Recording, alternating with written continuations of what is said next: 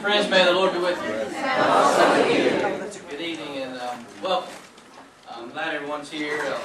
Obviously, this is a topic that is of interest to the church. When I was in seminary a long time ago, in the early 90s, there was a young professor, kind of a young buck who came in. This tall guy, and he had a calm voice, and his name was Saunders.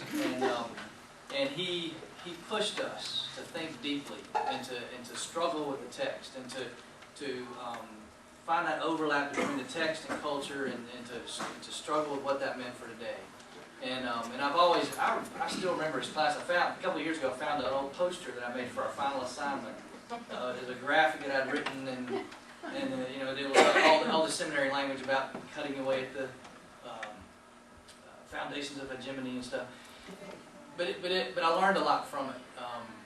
I learned a lot from his class and a lot from Stan, but I learned a lot from how he approached the students and how he approached the text, both with humility and respect, and a sense of genuine interest in scholarship.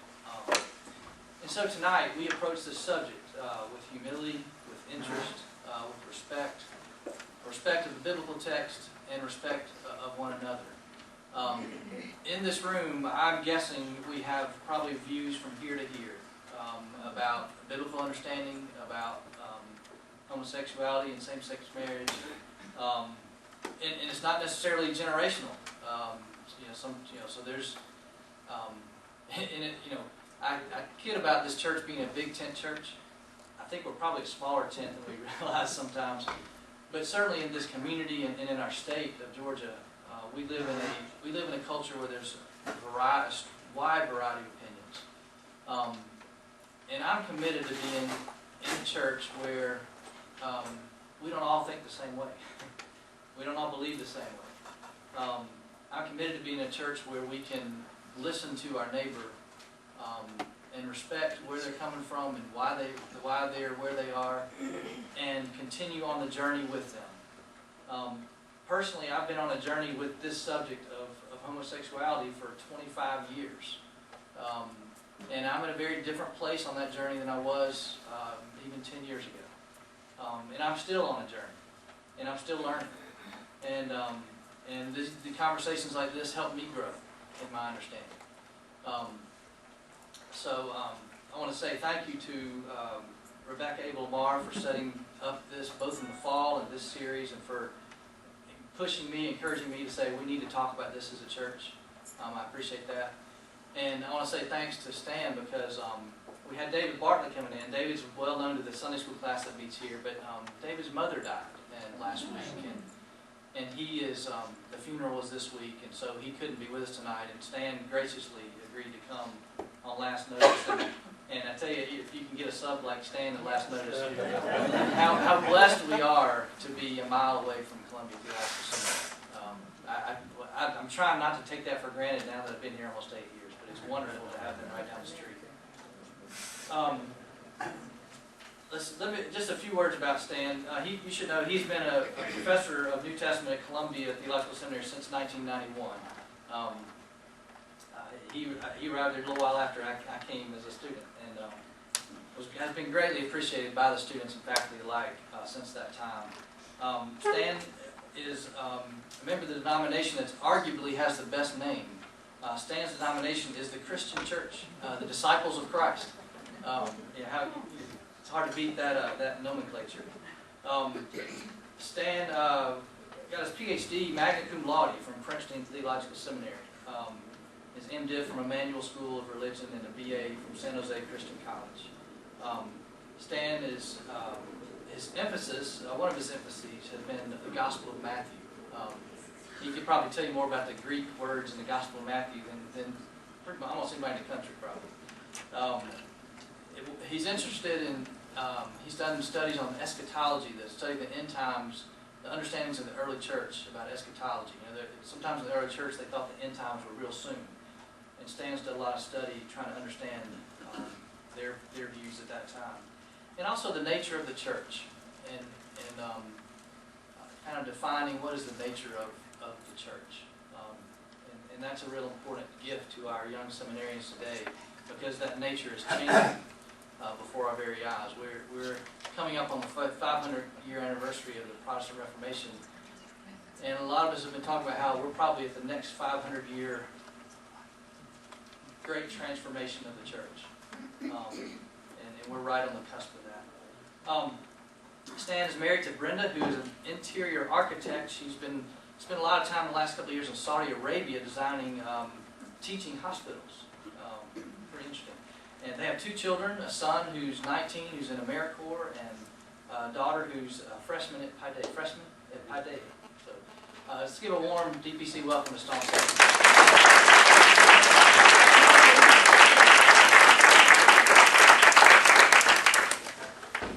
That's actually the nicest introduction I've had for a long time. And I think I need to update my CD stuff that's probably on the website or something. So do I need to stand in front of this, or if I move around, is that okay? No? Only if you're really loud. Okay. Well, but if you're recording this, do I need to stand there? No. Okay. So I can move. Okay. So I do like to move, but I don't particularly like podiums. So, You can move the podium, just step behind the speaker.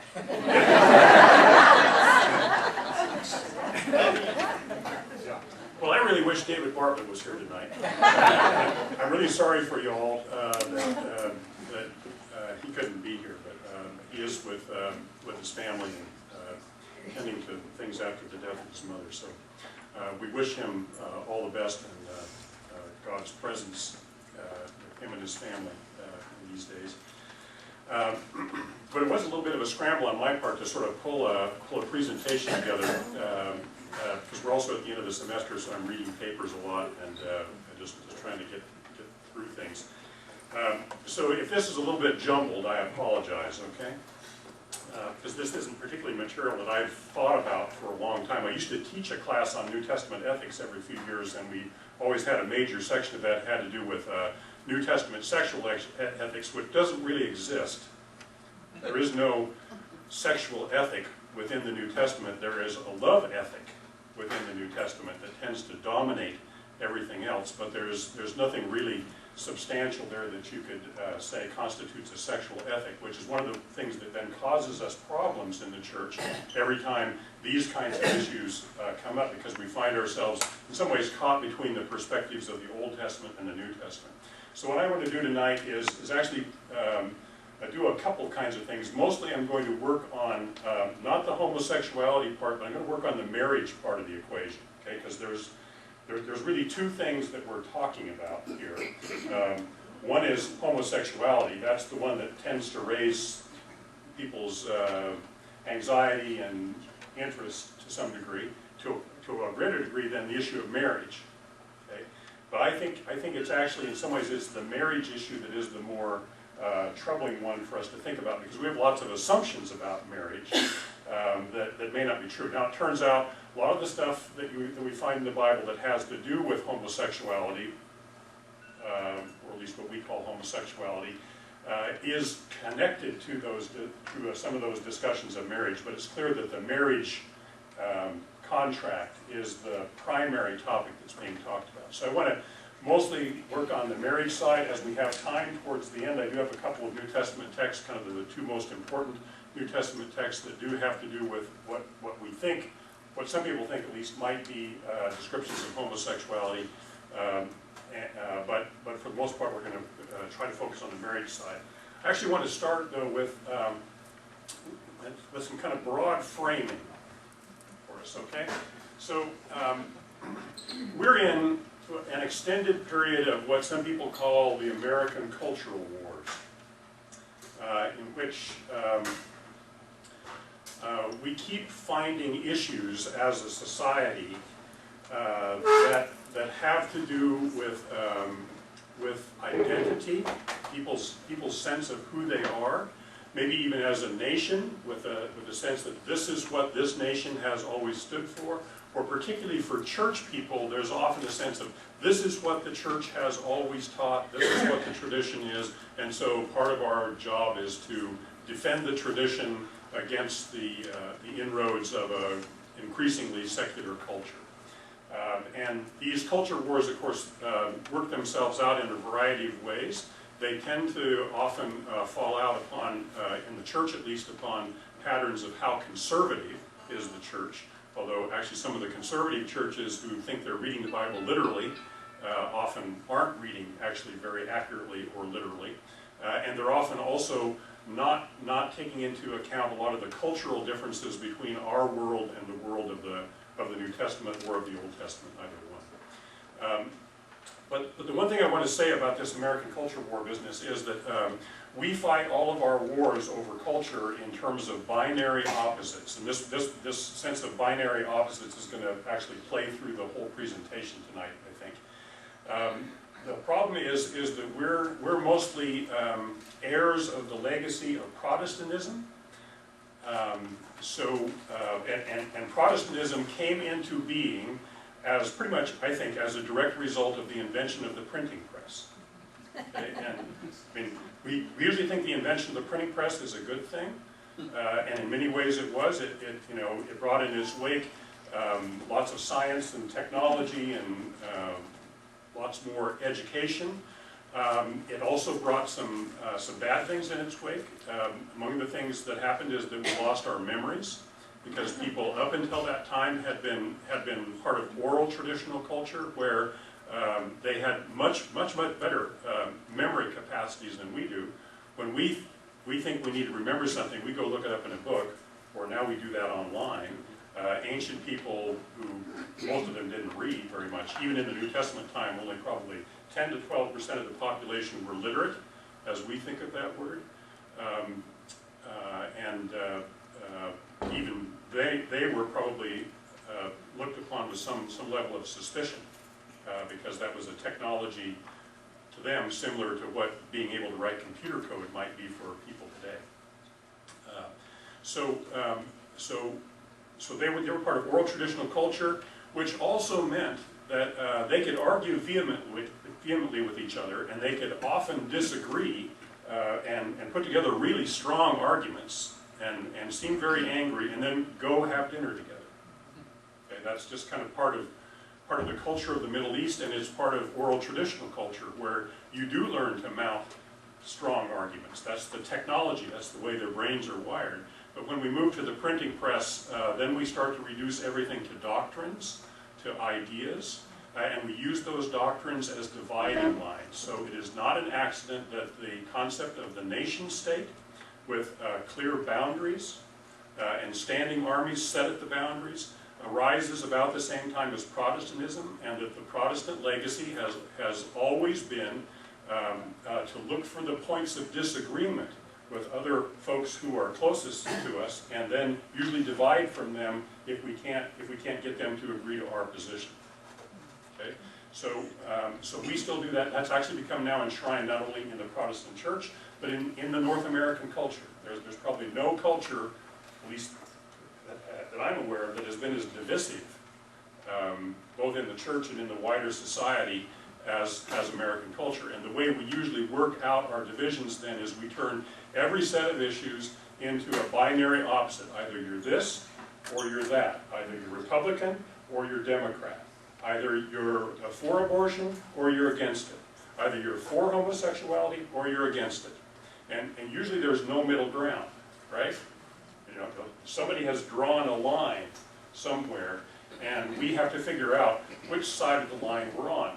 What that's meant is that Protestants typically try to articulate their identities as Christians by defining where a variety of boundary lines lie for them, and then deciding who's on our side of the boundary line and who's on the other side of the boundary line. That actually prevents us in some ways from really kind of seeing what's at the center that might be a basis for unity with other people who are different from us. So ancient people, like the early Christians, operated with a sense of the world that was more ordered around central figures like patrons. That's going to show up again, kind of male householders who were the ones from whom they took their identity. So ancient people, if you asked them on the street, who are you? They would not answer by giving their own name. They would say, I am of Stephanus, or I'm of Paulus, or I'm of Christus, okay, which meant that was the one that they identified as their householder, and from whom they took their identity. That's who they were. They were that other person.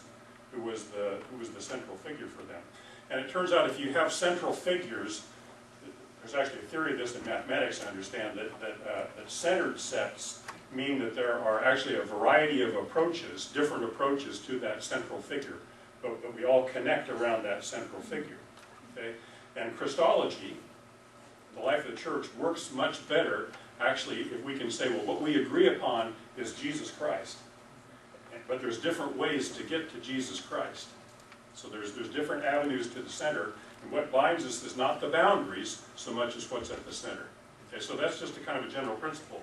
But that principle would run against what's happening in the culture wars, where every few years, every couple of years it seems like now, there's some new issue that arises that becomes kind of the heated issue in the larger culture, and every time we turn that into a binary opposite and choose sides.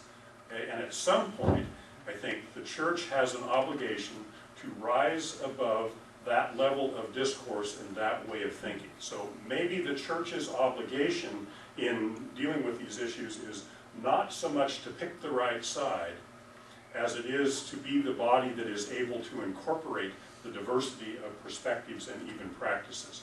That's a concept actually that goes back to Paul, who said to the people in Rome that he didn't really care what they thought about calendar issues or idolatry issues, or should they eat meat offered to idols. Those were probably really big boundary issues for them in their day. He wanted them mostly to welcome one another across their differences in the name of Jesus Christ. That's what he thought defined them as a church. Okay, so we somehow need to get past our binary ways of thinking. So what are some of the issues that have divided the church? This is just a few I came up with off the top of my head, but was the world created in 7 days or did it evolve? Okay, so that doesn't bother us much these days, but there was a time when people really fought over that. You know, the Scopes monkey trial and things like that. That was, and much of American fundamentalism still owes its existence to the legacy of the modernist fundamentalist blast, which had precisely to do with questions like this. Okay, but is that a big issue for us now? No. Okay, so. Yeah, only in some schools, yeah. Right. Yeah, okay, so some people still think it's important. Yeah. What about abortion? Okay. Is climate change real? I was really surprised.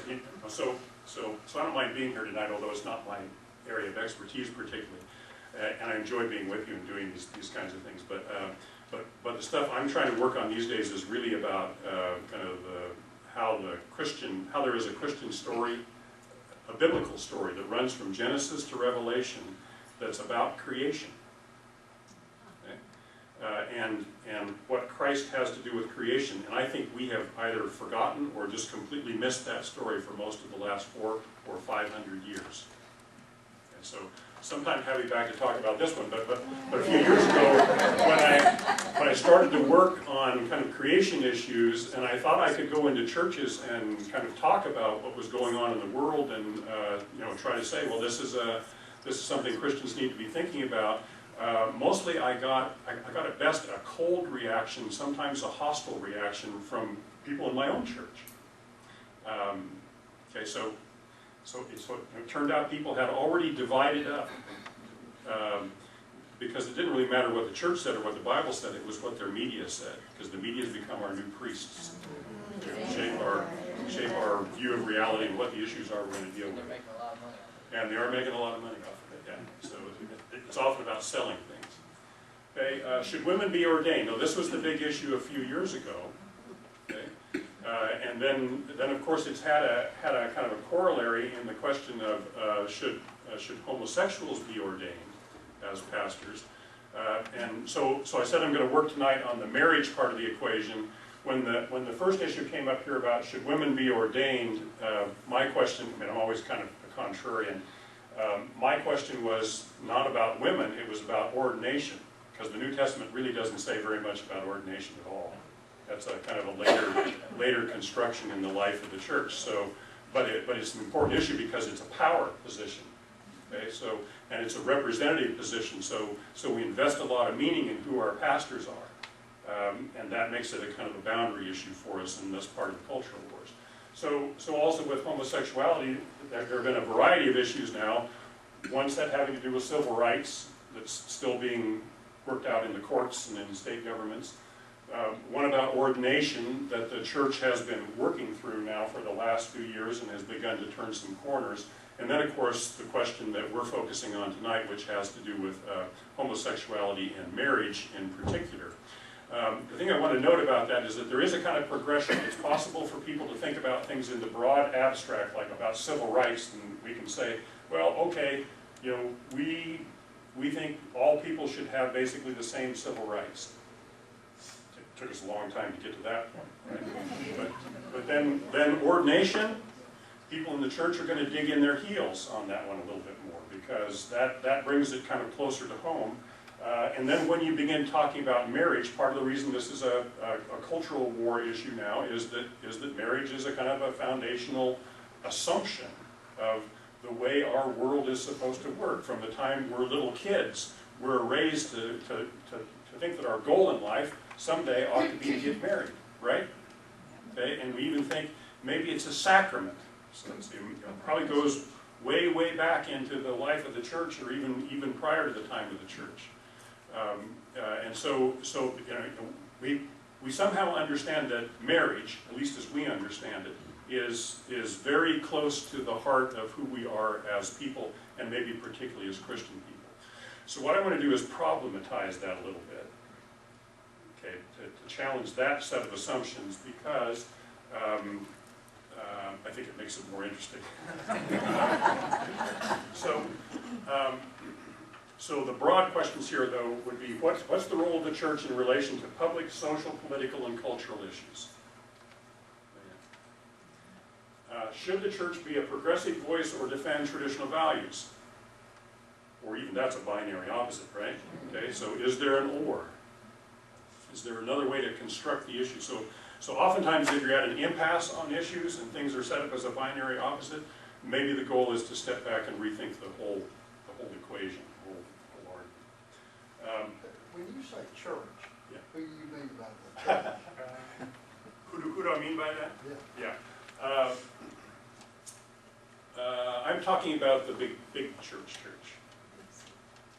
Yeah, maybe it's the big C, I don't know. So not just this particular church, not just the Presbyterian church, but the church as a social construct in this country. Okay. But this also has to do with what this church does. I mean, these are questions that ultimately have to be worked out at a very local level in the lives of the people who constitute the church.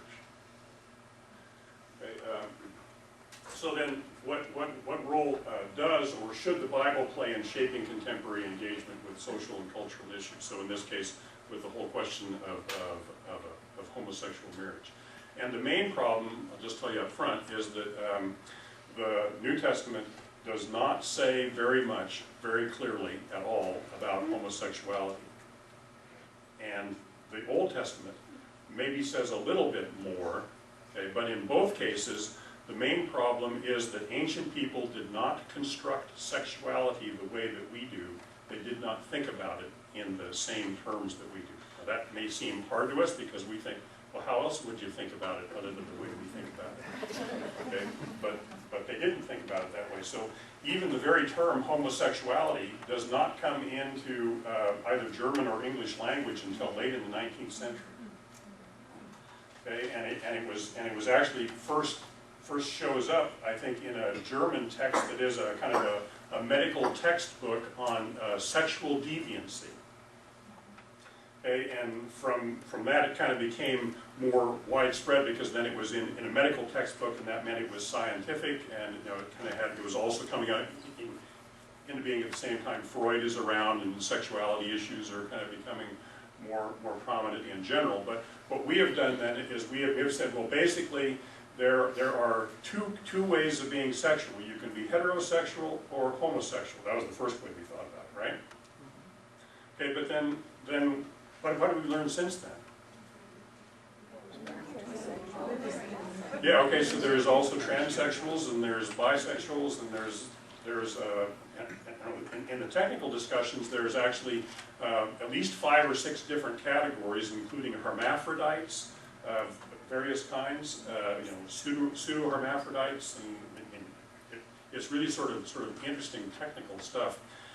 But the fact is, most people who study sexuality these days say that sexuality, sexual practice, and inclination actually exists on a continuum.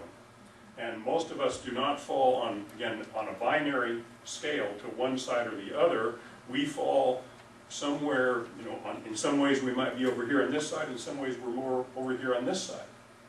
Okay, so sexuality, actual sexual practice, and one's sense of oneself as a sexual being turns out to be different from person to person.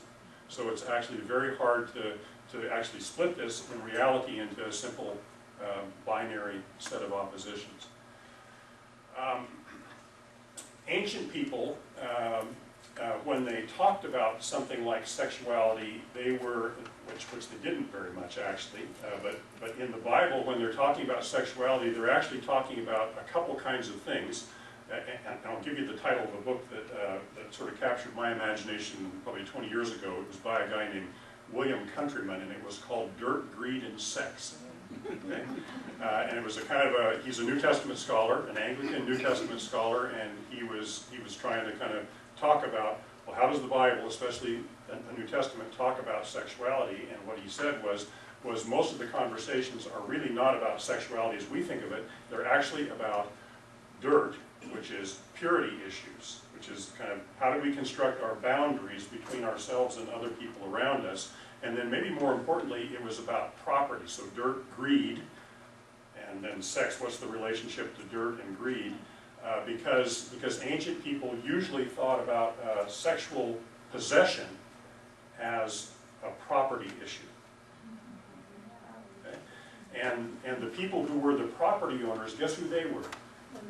The men, yeah. And especially the men who were heads of households, and the households were these extended social organizations. The closest analogy we know to the ancient household is actually the mafia, which is a quintessential Mediterranean social and economic and political entity, headed by a father figure, a don, and everybody kind of knows who they are in relationship to that central figure. It tends to be a hierarchical kind of a construct, and everybody who's in that family or household, and it's an extended family group which includes people who aren't really kin at all, but they understand themselves as somehow belonging to whoever is at the head of that social pyramid. Right, Yeah, my wife is devoted to that, but I've not watched more than 1 or 2 episodes yet, so maybe it is like Downton Abbey. It actually, Downton Abbey and the mafia. well, it actually turns out that the household model is still pretty prominent in Middle Eastern culture, certainly today, as well as in Asian culture. So Korean people still have a very strong sense of belonging to households. Asian people in general. Even some Latin American people have much stronger sense of that. So we think of the locus of identity as the individual, right? I know who I am. When I went to college, I had to figure out who I was, which mostly had to do with people telling me who they thought I should be. But ancient people didn't have to worry about those kinds of questions. They knew who they were by whose household they were part of, and that probably also shaped their practices. But what that means is that sexuality is not a separate topic from issues of possession or property rights, or from issues of purity, which so purity and property were the 2 ways that people defined themselves in antiquity. How much property do I own, and are my bloodlines pure? Are my practices pure, or is there something I've touched that defiles me? So we can see that all through the Bible. So that's the way that they would construct. So all sexual identity, and probably a lot of sexual practice, it turns out, is made up of human social constructions which vary from culture to culture and time to time. Okay? So the way we think about sexuality and our tendency to put it on a continuum and kind of make that have just 2 parts to it is completely our construction of things. We make it up. Okay? So, now, a part of the reason that, gay marriage is a factor in the culture wars today actually has to do with generational differences. Which, I mean, is that any surprise to us? Haven't most of the culture wars been fought over generational differences? So look at this little chart here, which shows that it is about percent who favor same-sex marriage. Okay, look at this group down here. Who is this?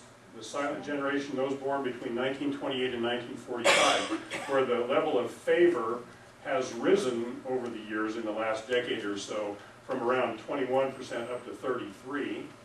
Baby boomers, next generation, 46 to 64 as birth dates, it's gone from 32 to 41% favoring. Generation X, born 1965 to 1980, went from 49, then scooped down, now it's back up to 52. And then millennials, people born 1981 or later, started in about the time they were born with 51% and then goes up to 63%. Okay, do you notice something about the broad pattern here? Yeah, so with every new generation, the openness to gay marriage rises. Okay, now they're all rising generally, but it's clearly and consistently distinguished by when you were born. What's the dip in 2009 and 4? Yeah, I don't know. So you'd have to go back and, I'm sure all this stuff is on the web, which is I just found this on the web this afternoon. Yeah, well, that's a whole other story, I guess. But you might be down here at the very bottom someplace off the stage. Would you say that this might have something to do with how more open we are as a society, or how much, I mean, you would never have seen a gay person on a television show in the 1960s. But starting in about the 1980s, you had Will and Grace, you had those kinds of programs, and suddenly it was okay to be gay, to be out, to be, you know, part of society, and perhaps that's what's made those things go up. Yeah, so a lot of it is naming something. You know, once you name something out loud, you make space for it. Okay, so, you know, one of the main tasks given to Adam and Eve in the generation, you know, is to name things. Okay. Which has to do with kind of following in what God did, where God separated things, which is to distinguish various kinds of things, which is, you know, creation is actually a story of separating and ordering things. And then the human part is to continue the blessing, but also to name things. And what that does is it kind of gets it out in the open, and then people start kind of thinking about it differently. As long as it's hidden, then we don't talk about it, and the status quo stays in place. So I think one factor is simply how much is it evident, and how much are we talking about it. And the more you talk about it, and the more obvious it becomes in this society that it's a reality, the more, you know, people who didn't have to think about it for a long time have to come to terms with it, and then they you know, it finally turns out, well, we all know people, you know, we are them. So, and some of that naming and making space is actually to say it's okay if you fit in that group. And of course, there's lots of other things going on in society too. So, but I'm just kind of giving you a broad, quick answer. Okay, so what that tells me anyway is that this is a cultural war issue, and it has a lot to do with just changing generations. And you know, in 20 years we'll think about this all differently. Just like 20 years ago we were arguing about still about the ordination of women. Are we arguing about that now? Not much anymore. Not even. I mean, there's still some churches that don't practice that, but we aren't really arguing about it anymore. So that's about how cultures change. You know, our view of reality is constantly changing. So get used to it. Okay, so let's talk about the Bible. This is mostly about the Old Testament, but not entirely. And I'll go through through this pretty quickly, I hope. So there are actually four different places in the Bible, counting the New Testament, where marriage is talked about in particular, and often in conjunction with what sounds like discussions of sexuality. One is in the creation stories, which seem to be a kind of a foundational place for the construction of biblical notions of what marriage is and how the genders are supposed to function. Okay, so here's the first creation story that mentions male and female, and then we'll look at the other one in a second. But just as a generalization, what both creation stories in Genesis 1 and then again in Genesis 2 and 3 talk about have to do with God's blessing of male and female. This is especially the first creation story. So in the first creation story, Adam and Eve are kind of, or male and female, they aren't actually named at that point, are created at the same time. And God blesses them together.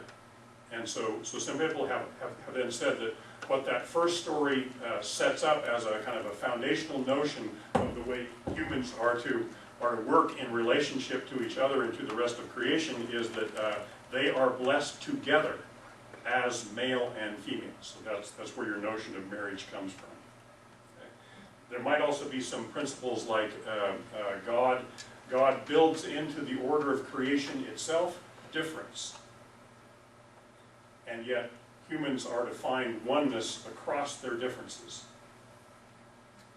And so there's a principle of both differentiation and reconciliation, or unity and diversity. Okay. Do we still talk about this in the church today broadly? So where does the principle come from? Probably comes from material like this, which is kind of foundational for Jewish and Christian self-understanding in general. So blessing of male and female, these texts will actually go on to talk about blessing according to kind. So each of the different kinds of animals and such are blessed according to their kind. And then most of this function of marriage seems to be aimed at reproduction, at which you can understand for Jewish people in Old Testament times. And then finally that the curses that come in the wake of the fall lead to the development of hierarchical relationships between male and female. Who gets to be in charge, in a way? The men, the male, Adam does. And yet, interestingly enough, the Genesis story as it continues on through chapter 3 and into 4 actually follows Eve, and Adam kind of disappears, which is often typical of the life of religious people, where the men kind of disappear, and it's the women who take the leadership roles and kind of make the big spiritual shifts. Okay, so Genesis 1:26-28, this is a really important passage in all kinds of ways. God said, "Let us make humankind in our image, according to our likeness, and let them have dominion over the fish of the sea, over the birds of the air, over the cattle, and over all the wild animals of the earth, and over every creeping thing that creeps upon the earth." So God created humankind in God's image, and in the image of God He created them, male and female He created them. And God blessed them, and God said to them, "Be fruitful and multiply, and fill the earth and subdue it, and have dominion over the fish of the sea, and over the birds of the air, and over every living thing that moves upon the earth." And this passage not only establishes our gender interactions and says the point of male and female is to reproduce, it also says God blesses both male and female alike, or together perhaps. And it also says their goal is to reproduce, to be fruitful, and to multiply, and to have dominion. And of course, this is the passage that some people say is the cause of most of our ecological problems today.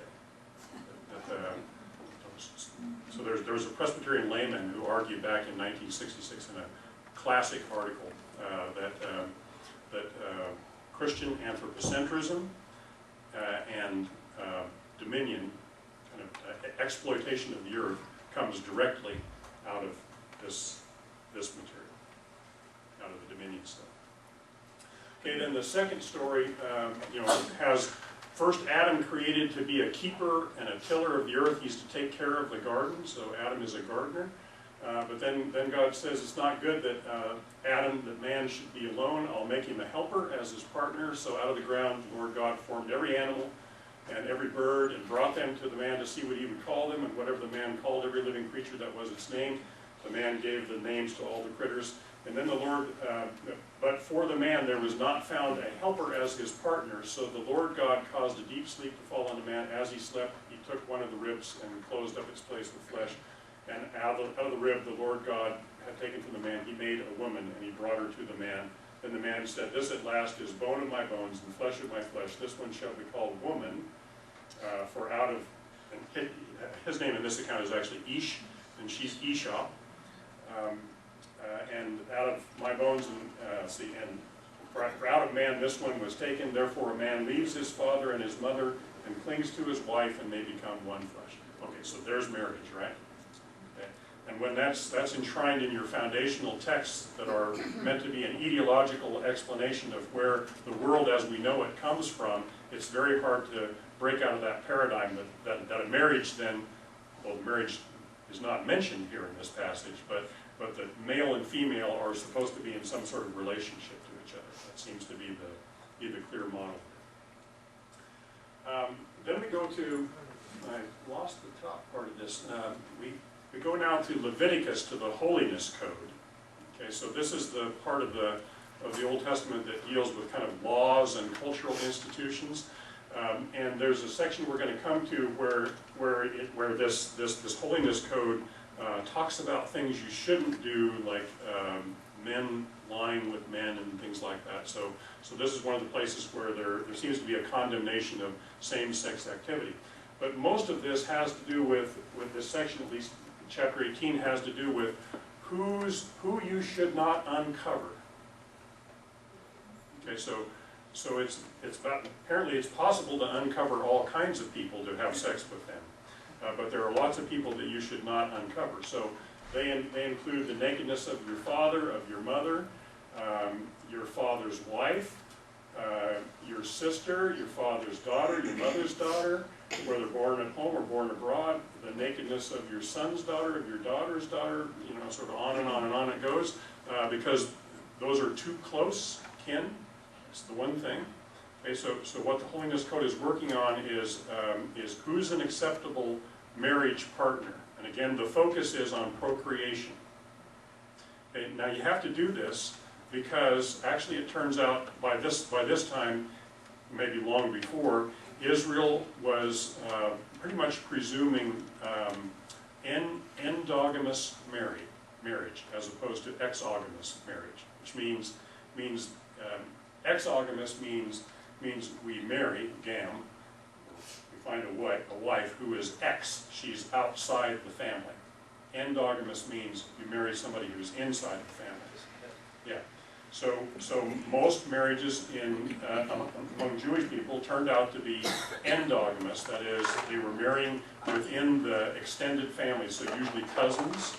You know, they were acceptable, but not somebody too close within the system.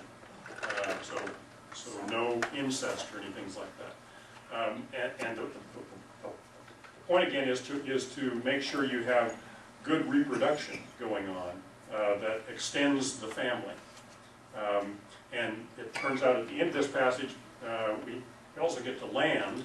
Okay, so the second value here is actually goes back to the creation story too, is that the interest in marriage is in reproduction and being able to possess the land. Okay, so the first land was the earth itself and the Garden of Eden. And then after that it's the land of Israel, which kind of, those all kind of correspond. So finally we get down here as this goes on. You shall, in 22, you shall not lie with a male as with a woman, it is an abomination. You shall not have sexual relations with any animal and defile yourself with it, nor shall any woman give herself to an animal to have sexual relations with it. It's a perversion. Do not defile yourselves in any of these ways, and if you do, you should be killed. Okay. So why is it talking about that?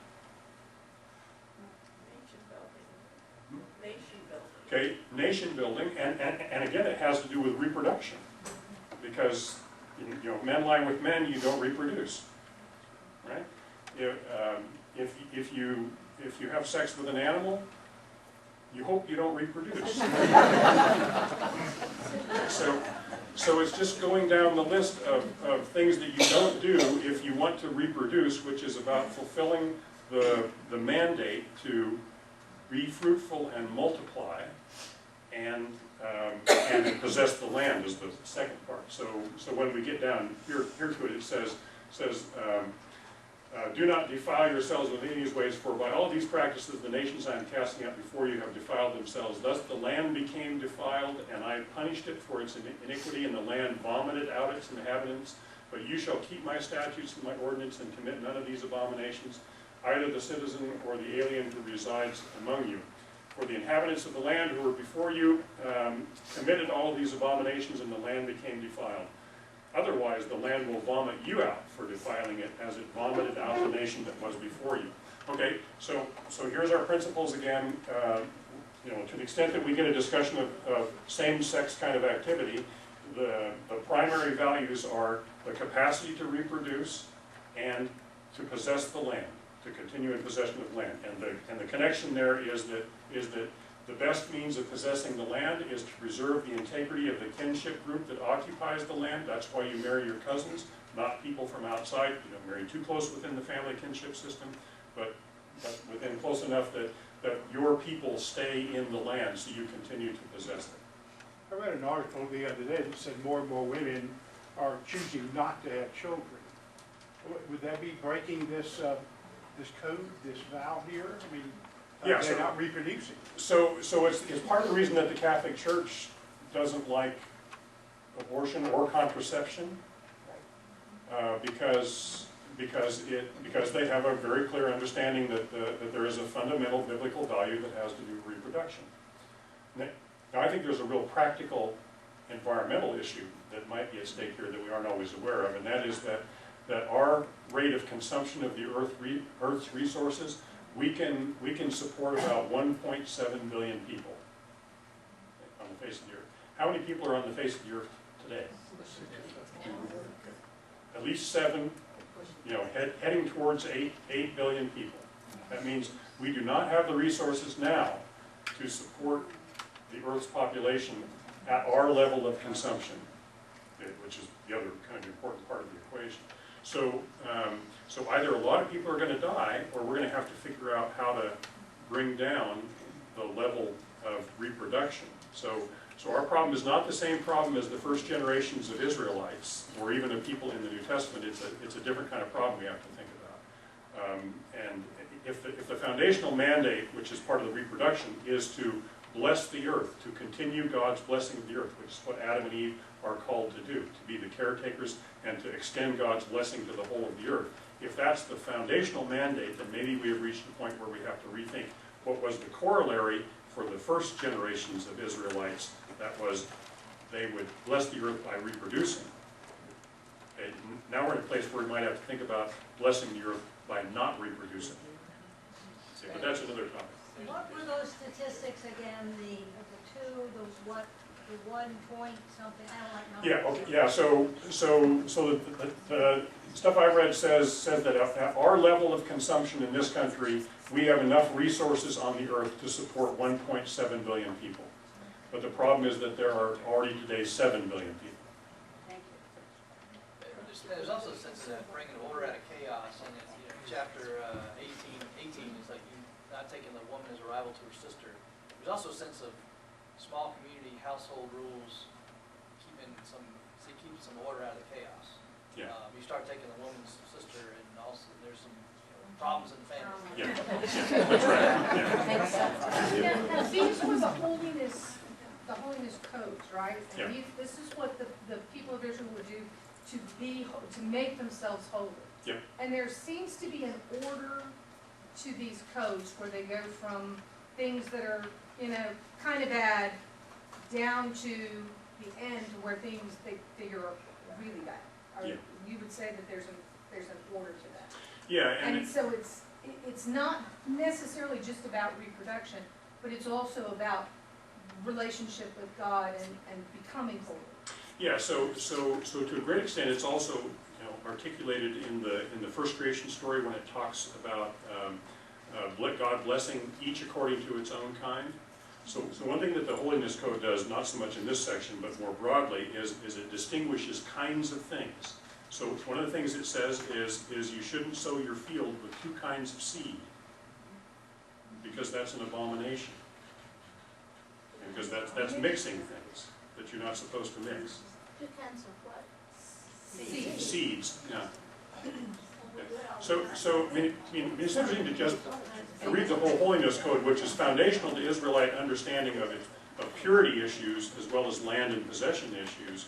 But when you do that, notice all the things that set you up to be killed, okay? And the things that we now pretty much take for granted, like mixing seeds in fields. We do that all the time, have for a long time.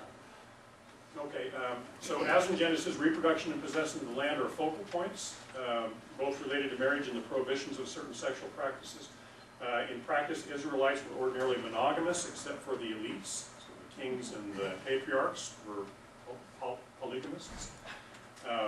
Marriages are arranged and mostly endogamous. Women, children, slaves are all property of the male householder. Adultery is a form of theft from the male householder. Okay, so I said sexuality is always a construction of various cultures. Okay? Notice that this conception of marriage is nothing like our conception of marriage. When people today get married, we're not primarily thinking about property control, and we do not measure the point of marriage usually by saying the property has been appropriately exchanged between the households involved. Yeah, okay, yeah, true. Okay. So maybe we're going back to this, but you know, for ancient people, you knew the marriage could go ahead when the contractual arrangements had been set up for the exchange of property and had been fulfilled. So because you were bringing households together by means of the marriage. Okay, so the marriage is mostly about property and about what gets exchanged in order for the bride to become part of the husband's household, to become her property, to become his property. Okay. That's not at all the way we think about marriage, is it? Okay, when we think about marriage, the goods being exchanged are not usually actual property. At least that's not the first thing we think about. We think about things like romance, you know, and being able to have sex and companionship, and we might also talk about commitment and covenant. Those are things, it turns out, that it's a lot harder to measure than it is if you're just going to go out and make sure that the field has changed hands, right? Which is what the ancients were doing to certify that it was time to get married. Okay, so let's kind of jump ahead here. I mentioned Bill Countryman's book earlier, Dirt, Greed, and Sex. One of the things he argues at the end of that book is actually that the church, by continuing to bless marriage, but a marriage that has become something that means quite a lot different than what it used to mean, even hundreds of years ago. But by continuing to bless marriages in which what we're saying constitutes that the marriage are things like love and companionship, we're actually certifying something as a done deed that actually won't get worked out for a long, long time. Okay, and that's why the church ends up blessing all kinds of marriages that don't last. Because it's very hard to certify and to say that this blessing is something other than just words, something like love or even companionship, which we know changes over time. Right? So Countryman says, maybe it would be better for the church just to get out of the business of blessing marriages. And of course, in some countries in the West, the church has been forced out of the business of blessing marriages. And they say, like the Germans say, that's a civil arrangement.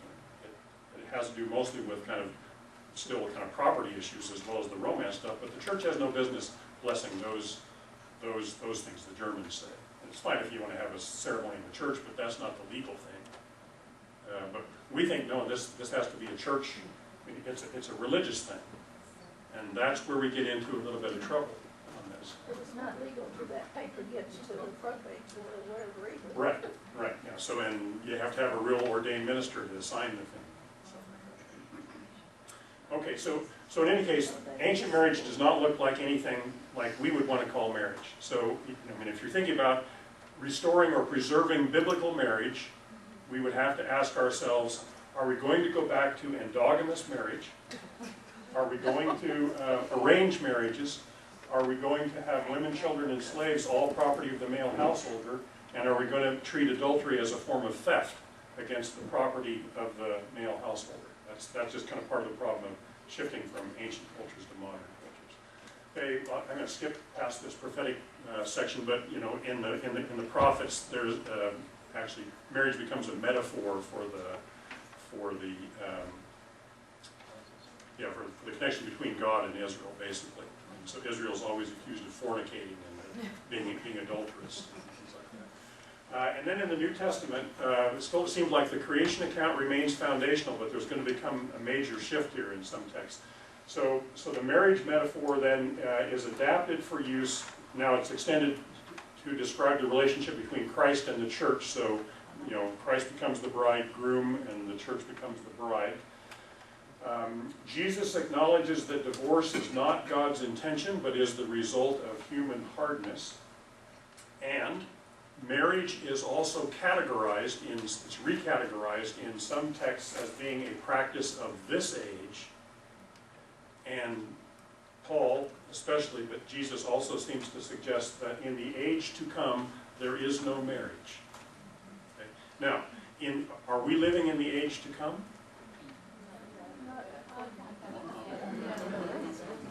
Sounded like that was going to be after death, the way he talks about it in the Bible.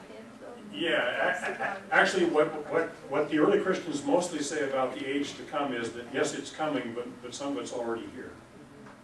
Okay, and that's why, so here's what Jesus says. This is in this story where he's challenged by the Sadducees, and this is actually a story about are his ideas on the resurrection viable or not. And so they give him this riddle about this woman who marries this guy, and he dies before she can have any children, and so then she goes to the next brother, and finally all 7 brothers, they all die, and she has no children, and so in the next life, in the life of the resurrection, whose wife is she? Okay, so it's a trick question, right? I mean, it's designed to embarrass. So what he says is not this the reason you are wrong, that you know neither the Scripture nor the power of God? For when they rise from the dead, they neither marry nor are given in marriage, but are like angels in heaven. Okay, so that's where we're headed, folks. And Paul seems to think this is already a reality to some degree, because here's a famous passage that we've all heard many times. In Jesus Christ, you are all children of God through faith. As many of you as were baptized into Christ have clothed yourself with Christ. There's no longer Jew or Greek. There's no longer slave or free. There's no longer male and female, for all of you are one in Christ Jesus. Now, I just want to note that just a little detail here, and that is that it's Jew or Greek, slave or free, but male and female. Why does Paul go to "and" there, do you think? Doesn't want to be binary. Well, the answer probably is that he's thinking about Genesis 1 and the blessing of male and female.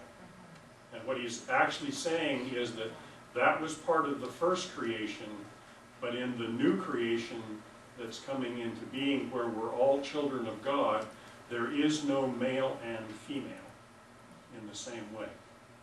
There was, just as there's no Jew and Gentile and slave and free. Okay, and then in 1 Corinthians, to the unmarried and the widows, I say that it is well for them to remain unmarried as I am, but if they are not practicing self-control, they should marry, for it is better to marry than to be aflame with passion.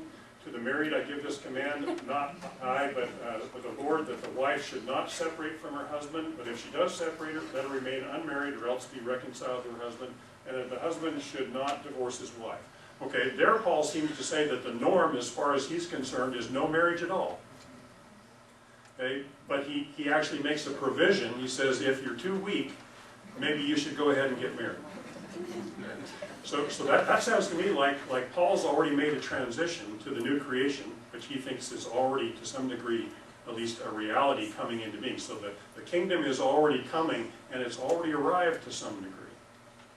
Okay, so what then do we make of all this? Just a couple of questions, and then we can probably stop. If we are participants in the new creation, which would be the New Testament perspective, broadly speaking, what should we be blessing if we're going to bless people in some sort of marital sort of arrangement? So ancient marriage was about the preservation of land and kin. It was a blessing of property contracts, which could be physically verified. Contemporary marriage is about romance, companionship, faithfulness, factors that cannot easily or immediately be verified. What then should the church verify and bless in marriage? So that's just a question to think about. What I think, if we're going to bless marriages, what we ought to be thinking about are the broad principles that shape our life and our identity as Christian people in general. That is, we should bless people to loving, committed,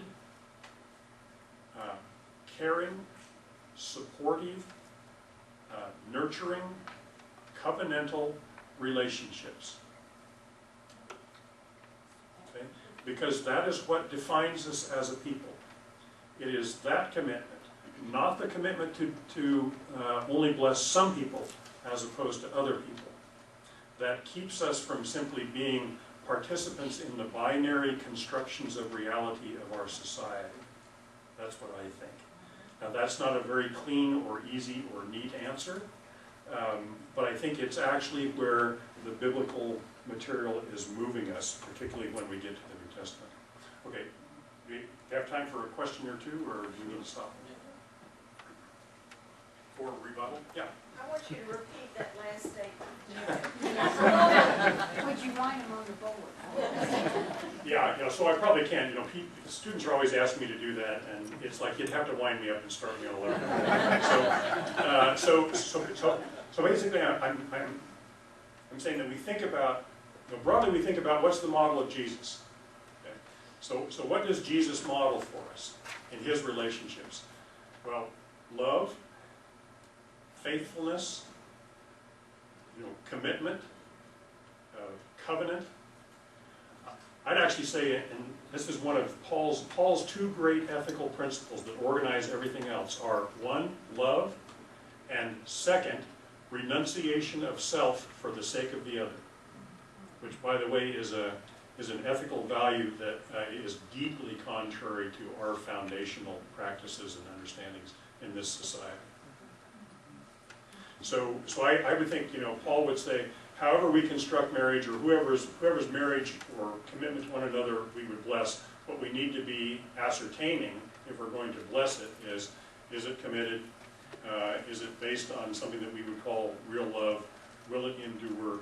And I think Paul would say, and I think Jesus would say this too, is it based on the foundation of renunciation of the self and self-interest and status and privilege for the sake of the other? Like Jesus emptied himself of his divine right for the sake of the rest of humanity. That's always the model. We always go back to Jesus as the model. He's the center. So that wasn't quite what I said before. It was a little bit different. Okay, thank you very much.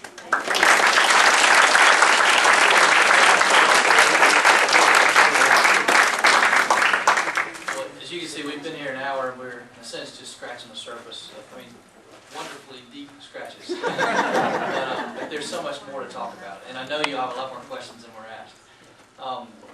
The next week, we have Lindsay Lee Slocum. She's a young associate pastor at Decatur Presbyterian Church. She was a commissioner to the General Assembly this past summer, and she'll be talking to us about her experience and explaining to us what the church has been, process the church has been going through in terms of its legalities. And then Bo King is going to also participate and talk about, he's a lawyer, and he's going to talk about kind of some of the state and civil authorities, what's going on there, to kind of catch us up on those things. So, interesting discussion going forward. The seminary's a mile away. There are courses being offered all the time for people in the church, for lay people. If you want to spend some more time with wonderful folks like Stan and think deep thoughts, then it's just right down the street, and I encourage you to do so. And also, there's tons of resources that we can make available to you in terms of biblical understanding and interpretation that we mention and refer to occasionally in a sermon, but we should probably make more readily available to you. Thank you for being here. Let's pray together. Lord, you are not static. You are moving, living, even changing. We cannot fit you into any box. We cannot grasp even a small portion of who you are, your vastness and your grandness. When we look at the tiny speck of dust that is the earth and consider all the worlds and universes out there, who are we that you are mindful of us? And yet, oh Lord, you have made us a little lower than the angels and crowned us with glory and honor, and set us in this world to love you and serve you, and to care for your good creation and for each other. Open our hearts, our minds, our understandings to what you are about in the world. May we seek to understand, and in finding some glimpse of understanding, follow with our footsteps. It's in Christ's name we pray. Amen. Amen.